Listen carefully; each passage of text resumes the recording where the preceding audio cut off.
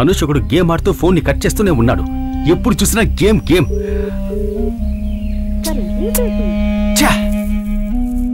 ఇదిగో పోనీటేల్ వే. సరే. ఎప్పుడు చూసినా ఫోన్ తో అట్లా ఏంట్రా ఇది? మావయ్య ఎన్నిసార్లు ఫోన్ చేస్తే కాల్ ఎందుకు కట్ చేసావు? మామయ్య కాల్ చేయలేదు, మిస్డ్ కాల్ మాత్రమే ఇచ్చారు. అబద్ధం చెప్తే దెబ్బలు తింటావు రాస్కెల్. ఎంత అర్జెంటో ఏంటో ఇన్నిసార్లు ఫోన్ చేశాడు. గౌతమ్. హలో అక్క. సారీ రా, నీ ఫోన్ కాల్స్ ఇప్పుడే చూశాను. ఇదిగో అనుష్ కట్ చేశాడు. ఎందుకు ఇన్నిసార్లు చేసావు? ఏదైనా ప్రాబ్లమా? అక్క నువ్వేమీ టెన్షన్ అవ్వకు, నేను చెప్పేది విను. పూజ గురించి ఏమైనా తెలిసిందా? ఏంటంటే పూజనా? పూజ నాతోనే ఉంది. Thank God. పూజకి ఏమైందో ఏమిటో అని భయపడుతూ ఉన్నాను. ఓ గాడ్, జరగకూడనివి జరుగుతున్నాయే. అక్క బ్లాకీ పూజ ఇంటి నుంచి ఒక డివిడీని మన ఇంటికి తీసుకొచ్చాడు. ఆ రోజు అనుష్ స్కూల్లో కూడా ఒక డివిడీతో ఆడుకుంటున్నట్టు తన హెడ్ నాకు చెప్పింది. అది నేను వెతుకుతున్న డివిడీ అక్క. అనుష్ ని దాని గురించి అడుగు. ఒక నిమిషం ఉండు. రే అనుష్, మావయ్య ఏదో డివిడీ గురించి అడుగుతున్నాడు, నీ దగ్గర ఉందా? నేను అప్పుడే మామయ్యతో చెప్పేశాను ఆ డివిడీ గురించి నాకేం తెలియదని. సరే వదిలే అక్క, వాడెప్పుడు నిజం చెప్పాడు. సరే, నా పుట్టినరోజుకి పీటర్ ఎస్ కుమార్ అనే పేరుతో ఒక లెటర్ వచ్చింది, నీకు గుర్తుందా? ఓ సారీ రా, నేను పోస్ట్ చేయడం మర్చిపోయాను. అలాంటి పని చేయకు. ఆ లెటర్లో ఒక ముఖ్యమైన విషయం ఉంది. నేను చెప్పిన టైంకి చెప్పిన ప్లేస్కి దాన్ని తీసుకురా.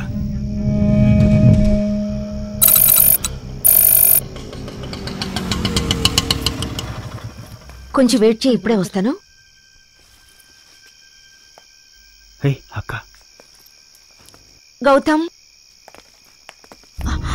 గౌతమ్, పూజ ఎలా ఉన్నావమ్మా?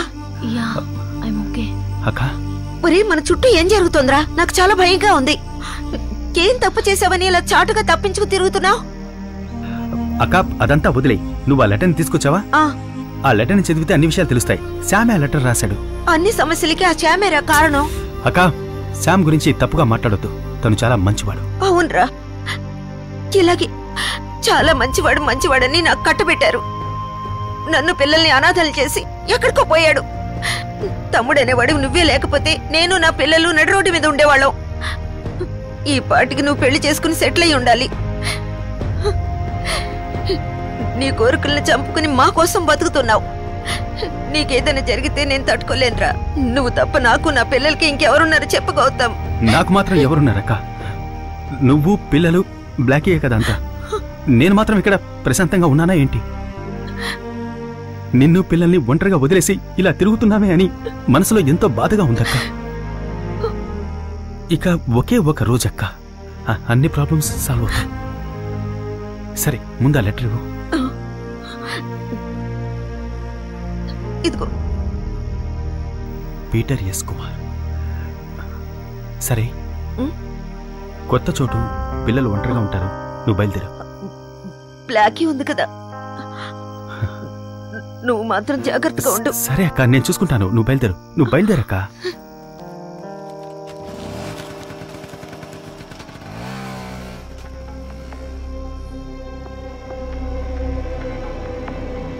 హే, ఏంటి? ఈ లెటర్ని చదివి చూస్తే ఇదేదో పెద్దవాళ్ళ విషయంలో అనిపిస్తోంది. ఈ పీటర్ ఎస్ కుమార్ని కలిసామంటే అన్ని సమస్యలకు పరిష్కారం దొరకచ్చు. అసలు ఏం రాస్తుంది ఈ లెటర్లో?